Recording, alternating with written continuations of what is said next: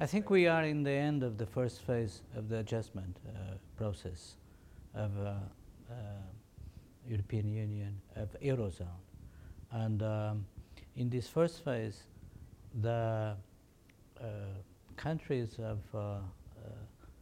the southern periphery of Europe have given the guarantees of adapting to the measures of austerity and discipline that were demanded by the richer countries of the north, just to repair the imbalances, the macroeconomic imbalances of their economies. They have done that. They are suffering the austerity of a deep and tough adjustment program from Greece to Spain, from Italy to Portugal. The adjustment measures have been very tough, just to repair the imbalances that in a certain way were revealed by the dynamic of the euro crisis.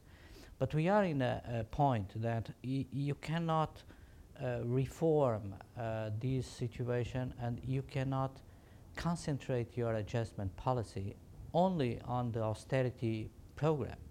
The austerity, the adjustment process has to be balanced between austerity, growth, and structural reform. So it's time in the short term to act, to create conditions to incentivize some growth. Our economies are demanding some growth. Greece is for 5 years to 6 years in recession. We are in recession again for the second consecutive year. If we don't have some growth, the austerity will break our societies and will break our political systems, will impact systemically in the confidence we need to reestablish in the Eurozone. In the end, it will affect all the dynamic of stabilization of the Eurozone and the European project. So the time has come to rebalance the mix of policy in the adjustment programs, to create some conditions to accelerate structural reforms. I also defend that position.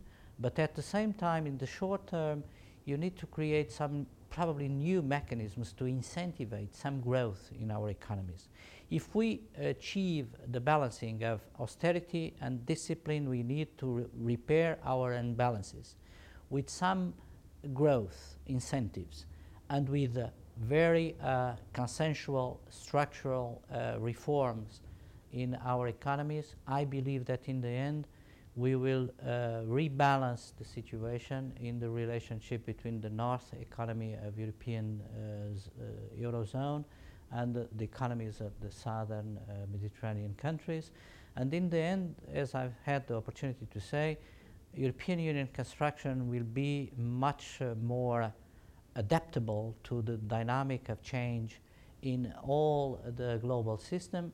And I certainly believe that we will be much more well prepared to deal with the challenges that we face in the cooperation with the other side of the Mediterranean, and contributing definitely to the stabilization also of the economies of all these important regions of our neighborhood.